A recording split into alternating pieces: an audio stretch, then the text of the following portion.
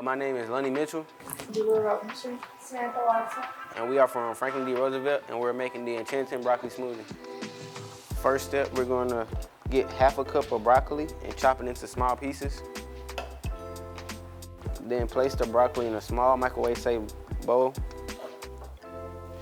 Add 1/3 cup of ice water and microwave for 4 minutes to steam until tender. Have an adult assist in removing the broccoli from the microwave as the bowl may be hot. Drain any remaining water using a colander. Let the broccoli cool for 2 minutes or until it reaches room temperature. Peel the banana and cut half of it into 1-inch slices.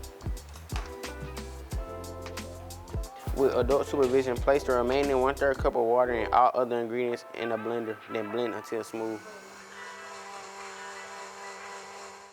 And lastly, pour the smoothie into a glass and scrape down the sides of the blender with a spoon. Place a straw in the glass and enjoy. Thanks for watching our video. This is our enchanting broccoli smoothie. Try it yourself and enjoy.